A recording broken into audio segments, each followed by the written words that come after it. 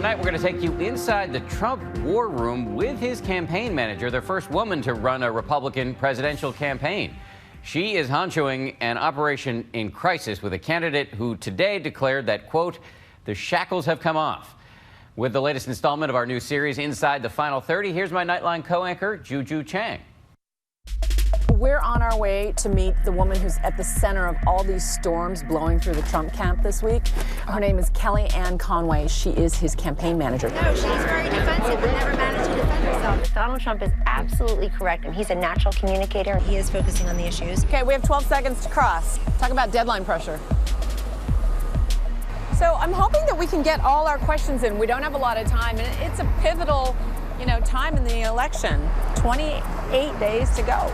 Outside, I meet John Santucci, ABC's off-air reporter who's been covering the Trump campaign nonstop for 16 months. Are you all right? Yeah. Have you slept at all lately? No. So tell me about Kellyanne. She's the first female to run a Republican campaign. I mean, her life has been a pollster, right? So she knows the numbers, right? And her specialty is appealing to women. Absolutely. I mean, that's why she's frankly been the greatest surrogate he's ever had.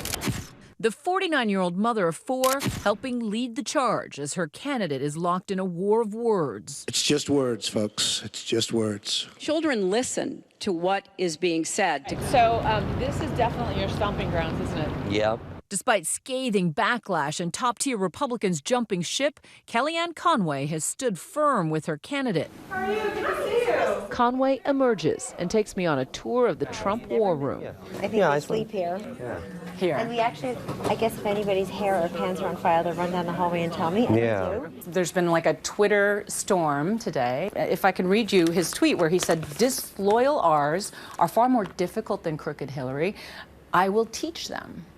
What is he going to teach them? Is he waging civil war in the Republican Party? No, when he says I'm going to teach them, he means he's going to win. Look, it's been very disappointing to not have the support of the rank-and-file Republicans and some of the leaders. I mean, Mitt Romney had all the king's horses, all the king's men, all their money, all of the support. Even those of us who did not support him in the Republican primary in 2012 came around to help our party's nominee. Conway is actually Trump's third campaign manager, brought in just 2 months ago after Paul Manafort got the axe. Look, this is just, That's Paul Manafort? if I clean, That's amazing. well, This is how hard you've been working that you haven't even... if I clean, it's at home.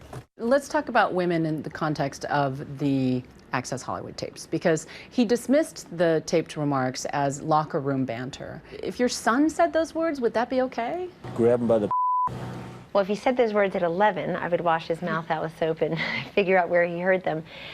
Let's not look over what else Mr. Trump said. He said he was embarrassed, he hated seeing it, and he apologized. And he did it several times now. These four very courageous women have asked to be here. And Conway says she agreed with the decision to bring Bill Clinton's accusers together publicly just before Sunday's debate. Were you in favor of that? Yes, I was. I was in favor of that. But a lot of people do say, I'm not voting for Bill Clinton, I'm voting for It's not Hillary. about Bill Clinton. It's about the way she treated them. Today, the Trump campaign touting newly released Clinton emails as evidence of her dishonesty, that special favors were given to Clinton friends during the relief efforts after the 2010 Haiti earthquake. As people were dying in Haiti, Clinton insiders were separating out requests from friends of Bill. We saw the email with Clinton State Department seemingly coordinating with Clinton Foundation. What's your reaction? I was pretty sickened to read the reporting because I just feel like there's a lot of grifting and gifting going on while people are suffering. State Department spokesman John Kirby today told ABC News the agency served as an important coordinating hub for U.S. and international relief efforts. The Clinton Foundation said that no special treatment was expected or given. Conway's job, often on damage control, is 24/7. Her workload even spoofed on SNL. Of course, Donald didn't hold up a little cup of his own semen at a rally and say, this becomes a person? No way. But he did say that. There's tape. What do you want me to say? Yes, he said that. He's crazy. No, I thought that was hysterical. It really, my cousin said to me, did you allow them to follow you around for 2 or 3 days? So it was more of a documentary than a parody, is what you're saying? I'm not a good painter. And I've never done yoga.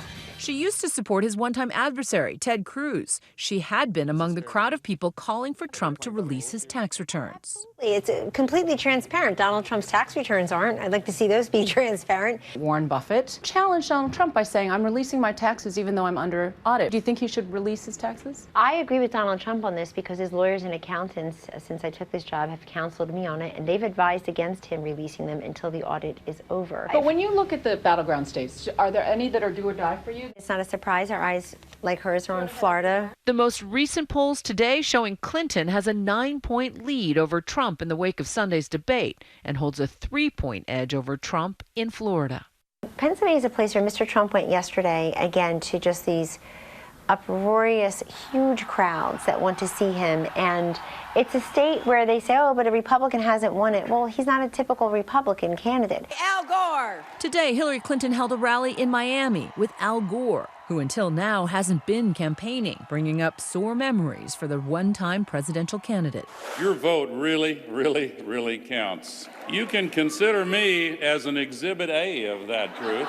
My colleague Terry Moran was there in the crowd. I'm running against a guy who denies science, denies climate change. To find out what some of the most sought-after voters think about how much, for candidates, words matter. When you dress like this and you're volunteering for Hillary, and you go out, people will say things. Oh, yes. What happened? I had one man tell me that he's registered to vote and he's also registered to have sex with me. What? Yes, absolutely. And these were people who were... I felt that Trump is now encouraging this younger generation that you can go ahead and just touch a woman without her permission and think it's fine. When you're a star, they let you do it. You can do anything. Whatever you want. Grab them by the can do anything. I was extremely disturbed by the tapes. By calling it locker room talk just perpetuates this idea that what he said wasn't important and that somehow his words don't mean anything and that words don't have power, because words do have power. Assault survivor Brenda Tracy has spent a lot of time thinking about the idea of locker room talk. The first thing I do is I tell my story. I try to make sure that I humanize the issue of sexual assault, and that sexual assault is something that happens to everyone. Tracy travels the country speaking to football teams about fighting rape culture and resents Donald Trump's implication that his words were just idle talk. He's perpetuating a culture of violence, that he is degrading and demeaning to women. He's not helping to keep us safe. What would you say to the women out there who would say, after this tape, how could she? How could Kellyanne Conway work for Donald Trump? I believe when he expressed contrition and humility, I'm someone who believes in forgiveness and mercy, and had he not sought it, it may be a different situation. And we're out of here.